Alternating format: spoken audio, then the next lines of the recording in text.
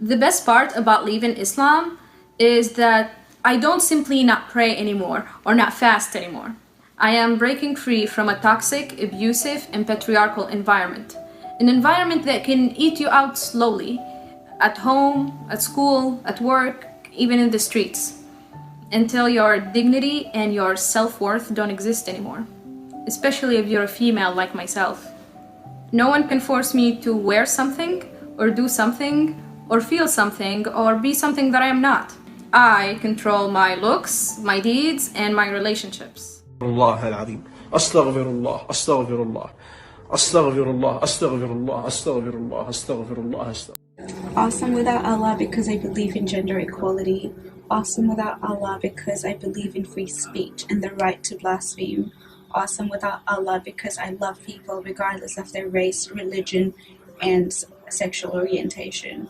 Awesome without Allah because I will continue to fight for the rights of ex-Muslims who still struggle to come out. Awesome without Allah because I stand in solidarity with women who fight for their freedom in Iran, in Saudi Arabia, and many other Muslim majority countries. Awesome without Allah because I don't think He exists. The best part about leaving Islam is that I can finally truly understand and get the idea of equality for all, especially as a woman. I no longer buy into the propaganda that women are somehow inferior to men and that they have to be subservient to men.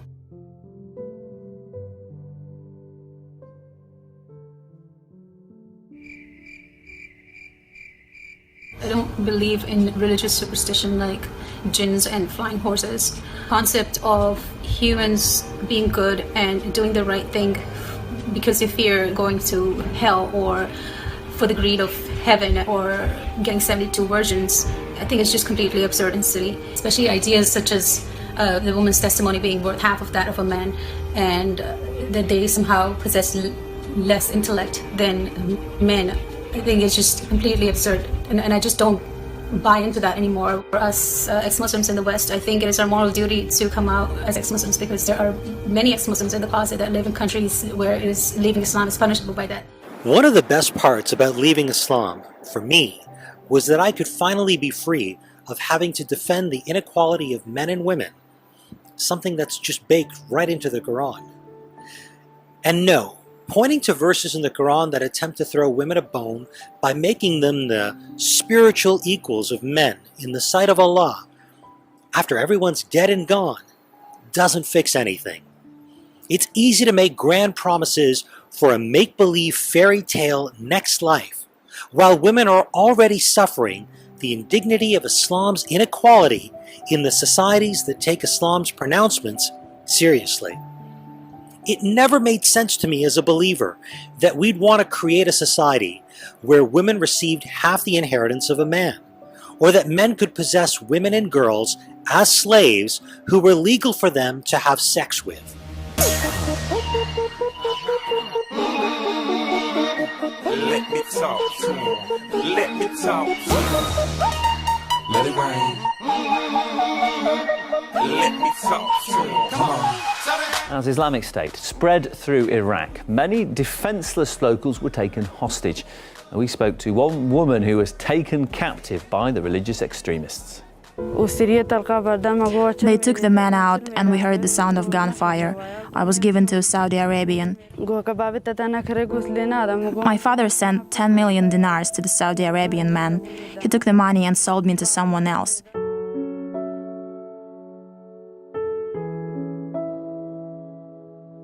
He took the money and sold me to someone else. You can't have true consent in such a scenario. Masters and slaves.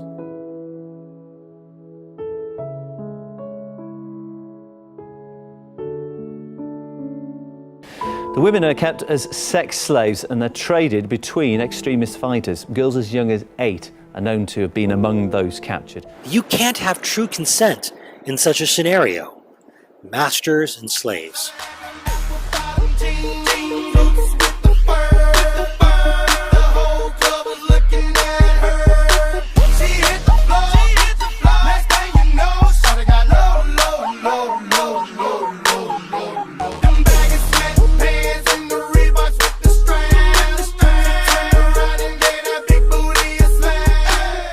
You can't have true consent in such a scenario.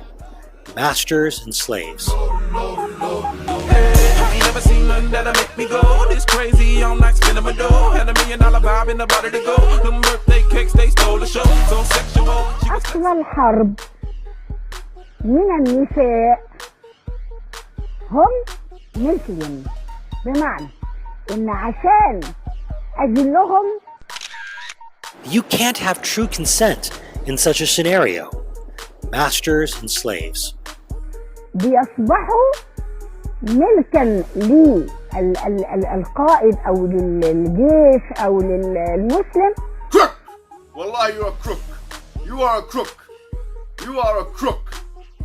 يستمتع بيهم كما يستمتع بزوجته.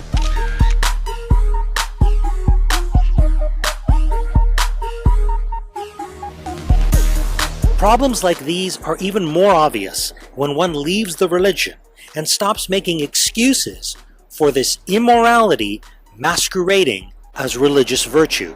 Being able to follow your conscience and to put equality above the bad ideas that many of us have been conditioned to believe as converts or born Muslims, well, that's true freedom. That's being awesome without Allah. The best part at being able to leave my religion is being able to build that bridge between my culture and my family that doesn't include religion, so I can be my most authentic self with all the flaws and uncertainties that I contain, that when the people I love see the positive energy that I put into them, they know that I do it without the promise of heaven or the fear of hell. Hello, I am Lubna Mirza. I am practicing endocrinologist. For me personally, as a physician, shedding the beliefs in supernatural has been incredibly liberating. I like the objectivity, open-mindedness, clarity of thoughts, for instance. Just knowing that there are no set answers for anything. You have to analyze the data and come to a conclusion. And there is never the same answer for two different individuals. And as a woman, just the feeling of being a whole person is the most wonderful part of living Islam. If you ask me honestly, the best part is I don't have to listen to these ugly men who are really less educated than myself telling me who to be or how to live my life. Guys, do you know the sunnah of drinking water? You're supposed to take 3 sips and you're supposed to take a breath in between 3 sips and you're supposed to move the cup away. So let me give you a demonstration. Small one, okay, move the cup away, breathe.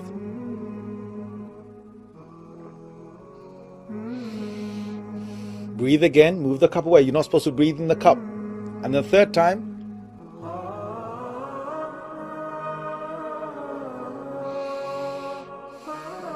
why?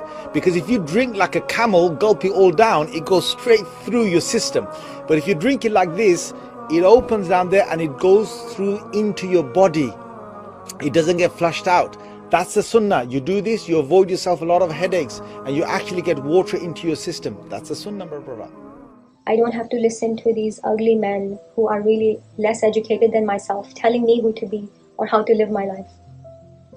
Inside of Islam, as a woman, you are never your own person. You belong to the men in your family at every stage of your life. I don't have to make excuses for why this is in the Quran or that is in the Quran for all the misogyny, terrorism, and violence. The crazy, stupid stuff that I was kind of like, like this is a bit awkward, like why did that happen? Why did the Prophet do that?